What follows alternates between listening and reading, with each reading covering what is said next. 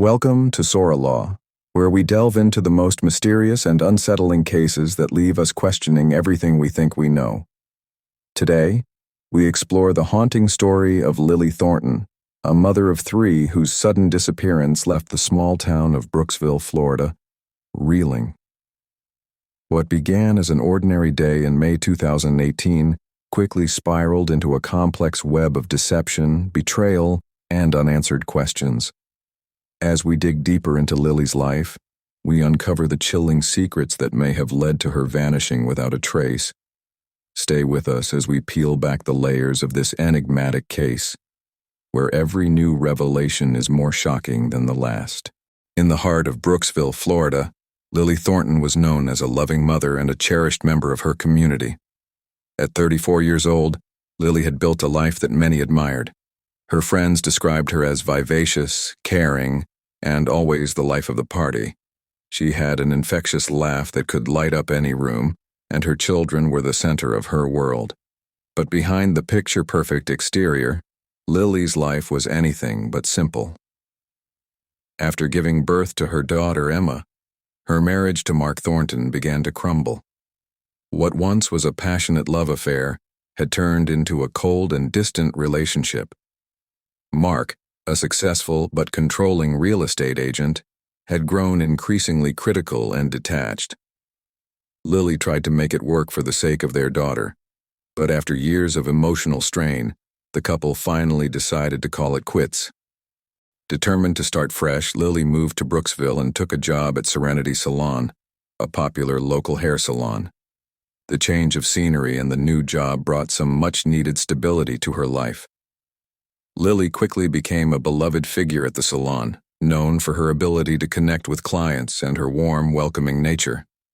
Her boss, Helen, often remarked that Lily had a gift for making people feel at ease. It wasn't long before Lily met Jacob Turner, a charismatic and ambitious entrepreneur who seemed to be everything she needed. They quickly fell in love and got married, and soon after, they welcomed two boys, Ethan and Noah, into their family. On the outside, Lily appeared to have it all: a beautiful family, a fulfilling job, and a bright future. But the cracks in her seemingly perfect life began to show in 2017. Jacob's business ventures started to take up more of his time, and the demands of his work pulled him further away from Lily.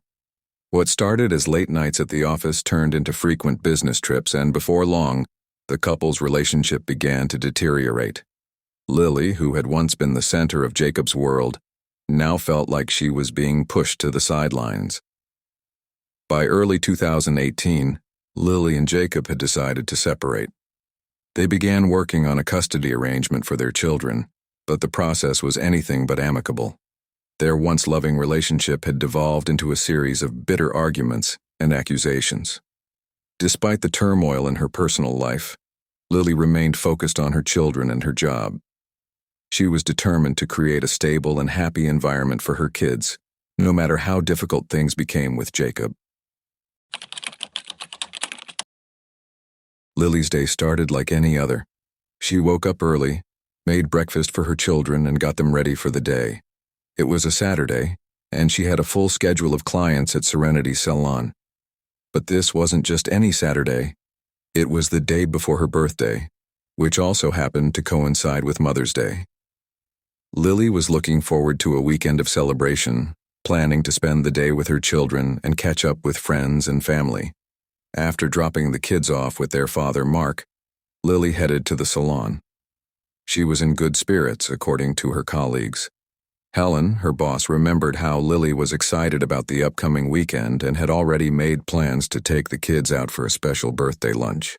Lily's last client of the day was a regular named Mrs. Anderson, a sweet elderly woman who always enjoyed chatting with Lily about her family and life. According to Mrs. Anderson, Lily seemed her usual self, warm, attentive, and full of life. She mentioned how excited she was about spending the next day with her children. But as Lily clocked out at 5 p.m. and headed home, something changed. By the next morning, Lily had vanished. When Lily didn't show up to pick up her children from Mark's house the following morning, he initially thought she might have overslept.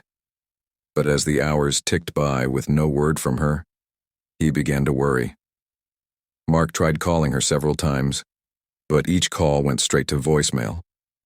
Growing increasingly concerned, he reached out to Helen at the salon, but she hadn't heard from Lily either. Mark's worry quickly turned into panic. This was completely out of character for Lily. She was a devoted mother who would never leave her children waiting without a good reason. By the afternoon, Mark contacted the Brooksville Police Department to report Lily missing.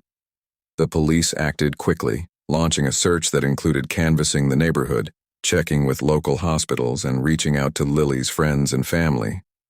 But despite their efforts, there was no sign of Lily. The first people the police wanted to speak to were the two men who had played significant roles in Lily's life: her ex-husband, Mark Thornton, and her estranged husband, Jacob Turner. Mark was cooperative from the start. He provided a detailed account of his interactions with Lily in the days leading up to her disappearance, and gave the police access to his home, car, and phone. He seemed genuinely distraught, insisting that despite their differences, Lily was a good mother, and he had no reason to believe she would leave her children voluntarily. After verifying his alibi and finding no evidence to suggest his involvement, the police quickly ruled him out as a suspect. Jacob Turner, on the other hand, was harder to pin down. The police had been aware of Jacob's volatile temper and his history of domestic disputes with Lily. One of Lily's neighbors reported hearing loud arguing and objects being thrown at Lily's house just days before she went missing. The neighbor had called the police, but by the time they arrived, Jacob was nowhere to be found. When the police finally tracked Jacob down, he was hiding out at a friend's house in a neighboring town. They arrested him on an outstanding warrant for a previous probation violation and brought him in for questioning. Jacob's account of his last interaction with Lily was inconsistent and raised several red flags. He admitted that they had argued about the custody arrangement, but he claimed that Lily had been the one to escalate the situation. He said they hadn't spoken since the argument, and that he had spent the following days working on his business from a remote location. However, Jacob couldn't provide a clear alibi for the night Lily disappeared, and the scratches on his arms and face suggested he had been in a physical altercation recently. When the police pressed him for more details, Jacob requested a lawyer and refused to answer any more questions. Just as the investigation seemed to be hitting a wall, the police received their first significant lead. On May 16th, a woman walking her dog near a local Home Depot spotted an abandoned SUV in the parking lot. Something about the car struck her as odd, so she reported it to the police. When officers arrived on the scene, they quickly identified the vehicle as Lily's missing SUV. The car was locked, and there were no obvious signs of a struggle, but the discovery of the vehicle raised immediate suspicions. Security footage from the parking lot showed that the SUV had been parked there at 1:15 a.m., several hours after Lily was last seen leaving the salon. A figure dressed in black was seen exiting the vehicle and walking away quickly. The footage wasn't clear enough to make out any distinct features, but the police could tell that the figure was likely a woman. The police tracked the figure through several security cameras in the area, following her as she made her way to a nearby gas station.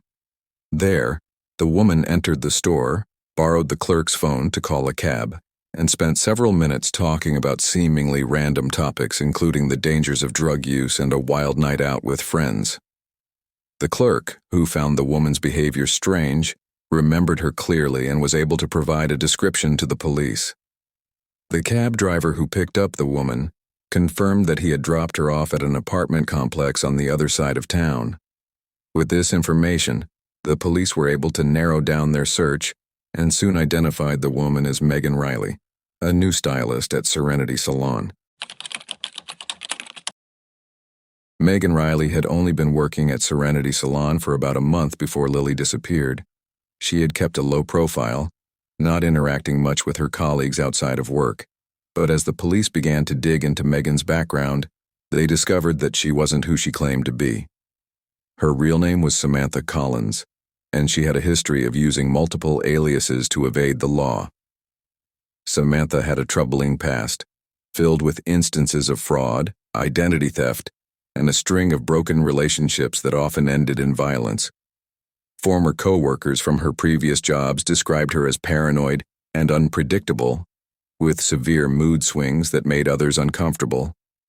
At Serenity Salon, Samantha's behavior had raised some eyebrows, but no one had suspected that she was capable of something as serious as Lily's disappearance.